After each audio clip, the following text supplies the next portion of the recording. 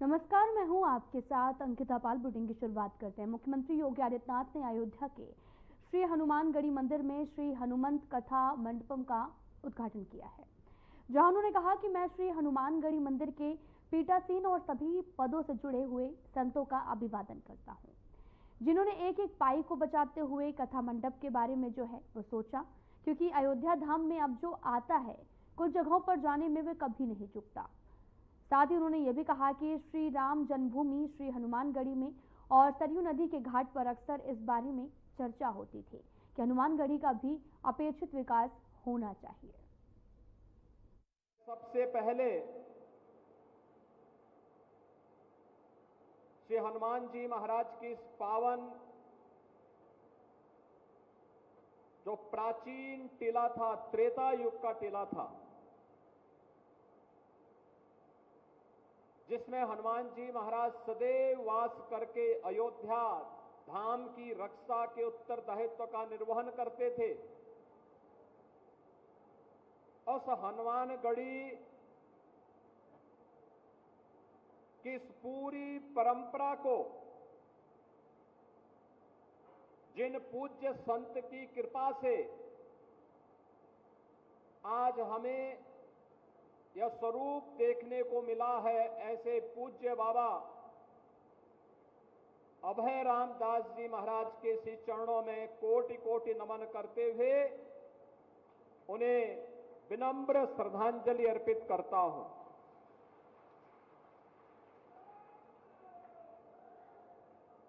आज उनकी कृपा का ही ये परिणाम है कि जब उन्होंने वैष्णव अखाड़ों की इस जन्मभूमि पर भारत के सनातन धर्म की रक्षा के उस उत्तरदायित्व का निर्वहन करने के लिए इस परंपरा को आगे बढ़ाया। आज उसका यह भव्य रूप हम सबको देखने को मिल रहा है। जो आज श्री हनुमत कथा मंडपम का भी जो ये भव्य स्वरूप है, इसके पीछे भी बाबा अभय राम दास जी की ही वे भावनाएं हैं जिनके बारे में कभी उन्होंने सोचा होगा। बहनों और भाइयों, मैं अभिनंदन करूंगा श्री हनुमानगढ़ी के गद्दी नशीन और सभी पट्टियों से जुड़े हुए पूज्य महंतों का, संतों का, नागाओं का, जिन्होंने एक एक पाई को बचा करके इस कथा मंडप के बारे में सोचा। क्योंकि अयोध्या धाम में अब जो भी आता है, 2 जगह 3 जगह जाने में वह कभी चूकता नहीं। श्री राम जन्मभूमि में, श्री हनुमानगढ़ी में और सरयू मैया के घाट पे जाकर के मां सरयू का सानिध्य प्राप्त करने के लिए अक्सर इस बारे में चर्चा होती थी कि हनुमानगढ़ी का भी अपेक्षित विकास होना चाहिए। हम लोग भी बोलते थे ये होना चाहिए। कैसे होगा? क्योंकि एक ऐसी विरासत हनुमानगढ़ी के पास, जिन्होंने सदैव योद्धा भाव के साथ ही सनातन धर्म की रक्षा करने के लिए अपने आप को तैयार किया, लेकिन वो योद्धा भाव आज नए भारत में बोधा के रूप में भी सबके सामने आ गया है। जब इस श्रीमद हनुमत कथा मंडपम के भव्य स्वरूप को हम देख रहे हैं, अब हर व्यक्ति बोलेगा हनुमानगढ़ी अब भक्ति और शक्ति के साथ साथ बुद्धि और युक्ति, क्योंकि कोई भी कुश्ती बिना युक्ति के नहीं हो सकती, वह बुद्धि और युक्ति का भी एक संगम बन गया है। सचमुच ये कथा मंडपम पूज्य बाबा अभयराम दास जी की भावनाओं को ही प्रतिनिधित्व कर रहा है। उनकी आत्मा जहां भी होगी प्रसन्न होगी कि देखिए मेरे आने वाली पीढ़ियों ने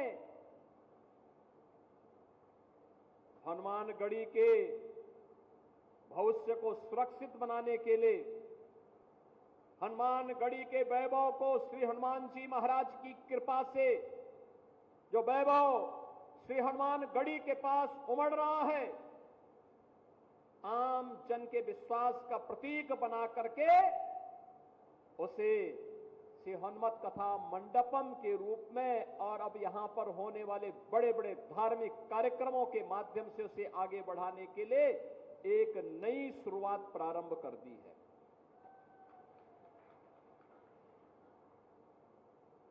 आज के इस अवसर पर मैं आप सबसे कहना चाहूंगा,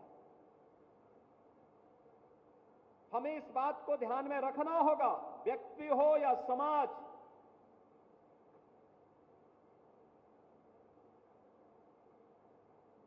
हमेशा इस बात को ध्यान में रहना होगा कि लीक से हटकर के ही जो चलेगा वह कुछ नया कर पाएगा। लकीर का फकीर बनने से न व्यक्ति का कल्याण हो पाएगा, न अधिक समय तक हम अपने वजूद और अस्तित्व को ही बचा पाएंगे। हमें आज के अनुरूप अपने आप को तैयार होना होगा। और मैं तो इस बात के लिए अभिनंदन करूंगा गद्दी नसीन जी का कि सैकड़ों वर्षों के बाद गद्दी नसीन जी ने हिम्मत की कि मैं से राम जन्मभूमि दर्शन करने के लिए निकलूंगा। और वो गए, भव्य शोभा यात्रा निकली, भव्य शोभा यात्रा निकली। सबने उसको स्वागत किया, सबने उसका अभिनंदन किया।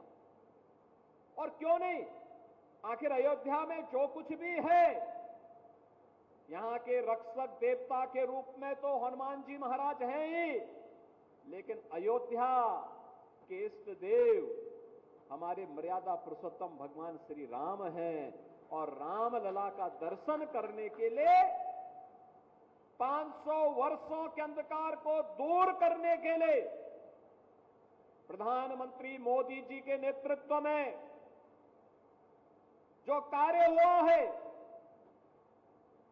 बहनों और भाइयों, यह सनातन धर्म के इतिहास का एक अत्यंत अद्भुत, अभिनंदनीय ऐसा कार्य हुआ है जिसके बारे में आज के दिन पर तुम कह सकते हैं न भूतो न भविष्यति।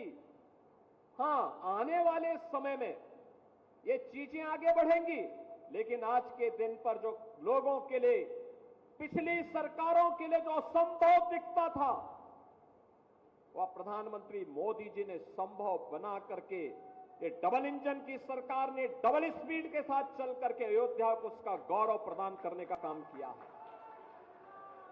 हमारे पूज्य संत आज इस बात का एहसास करते होंगे। याद करिए 2014 के पहले, 2017 के पहले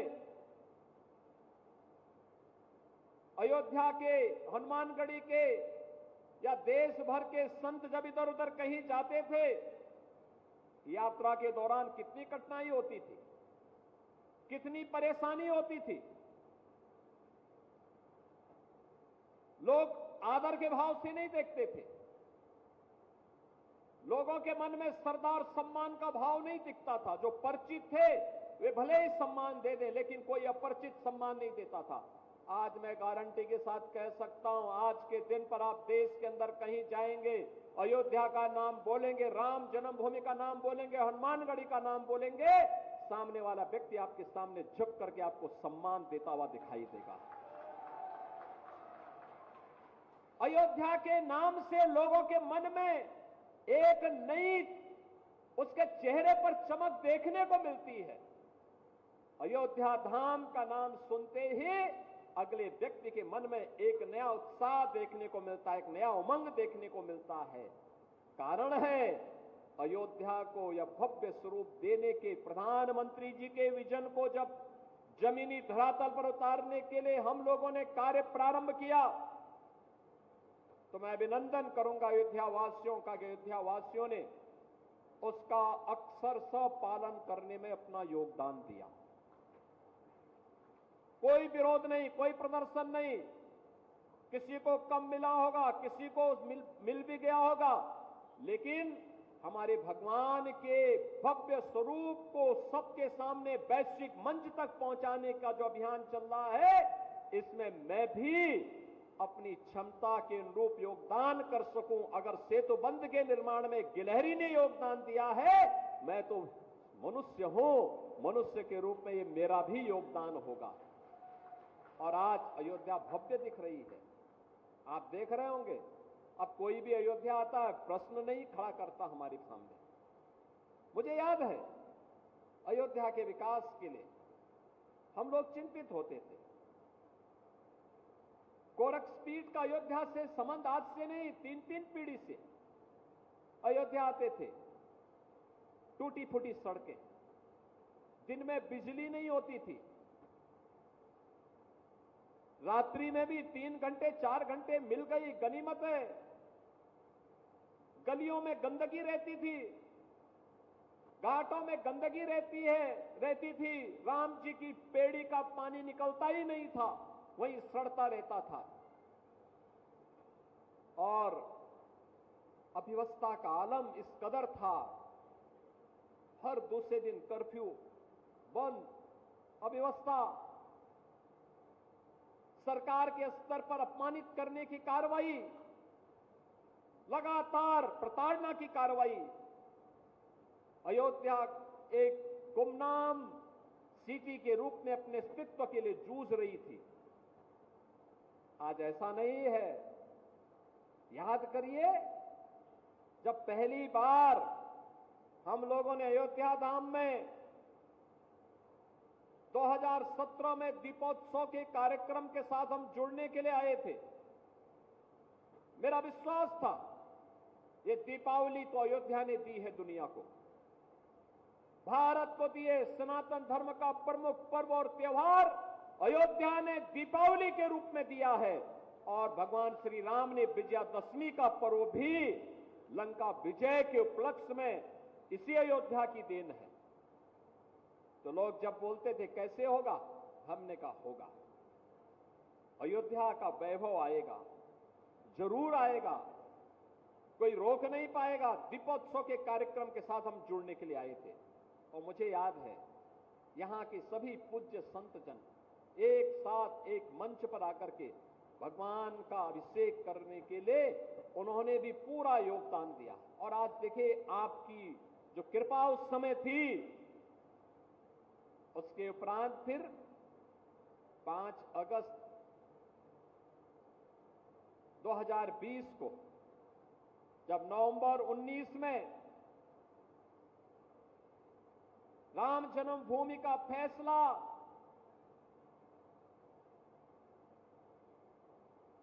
हिंदुओं के पक्ष में हुआ, सनातन धर्म के पक्ष में हुआ, राम जन्मभूमि तीर्थ क्षेत्र ट्रस्ट के नाम पर हुआ, तो उसके उपरांत अयोध्या के मंदिर के भूमि पूजन कार्यक्रम के लिए पहली बार देश का कोई प्रधानमंत्री अयोध्या आकर के राम जन्मभूमि का दर्शन करने के लिए जाता है। यह श्रेय भी केवल मोदी जी को दिया जा सकता है। मोदी जी पहले प्रधानमंत्री थे, अयोध्या आए। उससे पहले मुझे याद है 1-2 बार कार्यक्रम बना, हमने कहा अयोध्या, उन्होंने कहा नहीं, हम लोगों का संकल्प है सौगंध राम की खाएंगे, मंदिर वहीं बनाएंगे। और उस संकल्प की पूर्ति के लिए प्रधानमंत्री मोदी जी स्वयं अयोध्या आए और अयोध्या में उन्होंने आकर के राम लला के भव्य मंदिर की आधारशिला रखी। और गत वर्ष 22 जनवरी को स्वयं फिर अयोध्या धाम आए।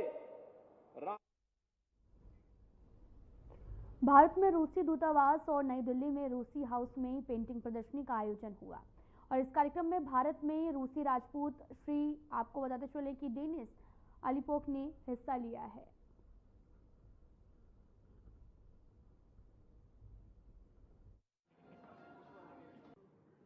We have come far, and it was a series of paintings which I had done during my stay in Moscow and St. Petersburg. After that, there was a long gap. In fact, I did not paint between 2000, after I left Russia actually. I did very few paintings, 2 or 3 paintings in Brazil. Nepal, I could not produce anything. And when I came back to Delhi again in 2022, 3 years ago, I was not sure if I would take up painting again, because I was mostly producing books. I have, just to share, 12 collections of poetry and published, and 18 edited books, 4 translated books. And I do all these things whilst having a full-time job as a diplomat. I have been India's ambassador before to Madagascar and Comoros, but art is something which never goes away from me. And when I came back to Delhi in 2022, I was not sure if I will have time to paint.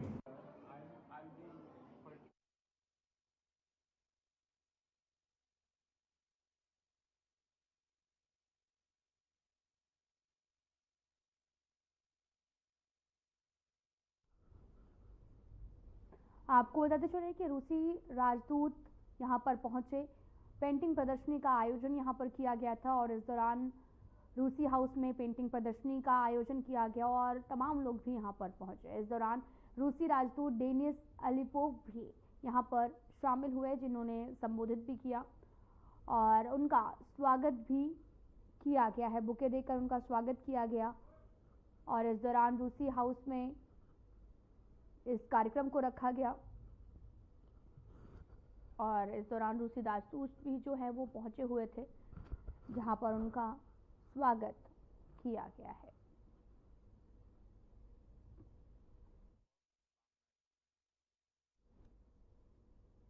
प्रधानमंत्री मोदी ने rising north east investor summit में हिस्सा लिया है।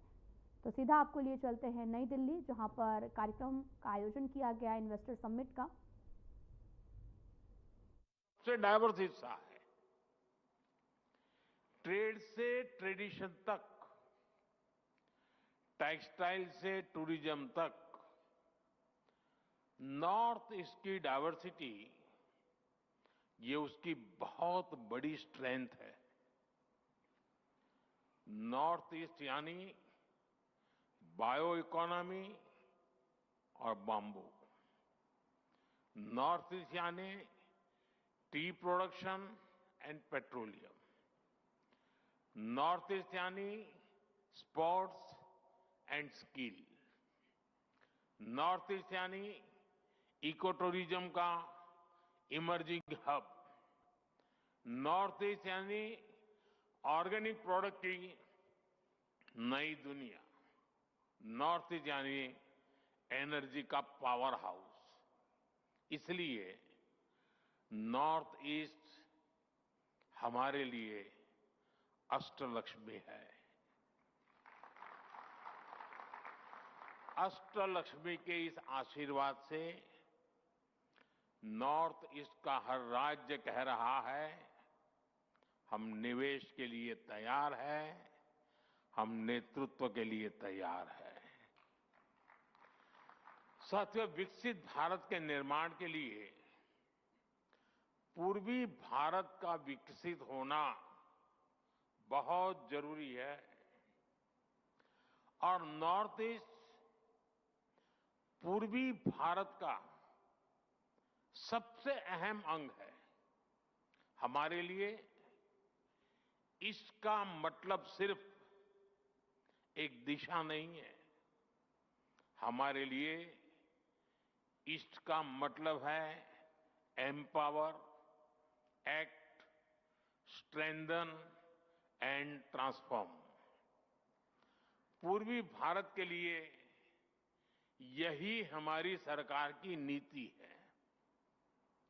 यही policy, यही priority आज पूर्वी भारत को, हमारे नॉर्थ ईस्ट को ग्रोथ के सेंटर स्टेज पर लेकर आई है। साथियों, पिछले 11 वर्षों में जो परिवर्तन नॉर्थ ईस्ट में आया है, वो केवल आंकड़ों की बात नहीं है। इस जमीन पर महसूस होने वाला बदलाव है। हमने नॉर्थ ईस्ट के साथ केवल योजनाओं के माध्यम से रिश्ता नहीं जोड़ा, हमने दिल से रिश्ता बनाया है। ये आंकड़ा जो मैं बता रहा हूं ना, सुनकर के आश्चर्य होगा। 700 टाइम, 700 से ज्यादा बार हमारे केंद्र सरकार के मंत्री नॉर्थ ईस्ट गए हैं। और मेरा नियम जाकर के आने वाला नहीं था, नाइट स्टे करना कंपलसरी था। उन्होंने उस मिट्टी को महसूस किया, लोगों की आंखों में उम्मीद देखी और उस भरोसे को विकास की नीति में बदला। हमने इंफ्रास्ट्रक्चर को सिर्फ ईंट और सीमेंट से नहीं देखा, हमने उसे इमोशनल कनेक्ट का माध्यम बनाया है। हम लुक ईस्ट से आगे बढ़कर एक्ट ईस्ट के मंत्र पर चले और इसी का परिणाम आज हम देख रहे हैं।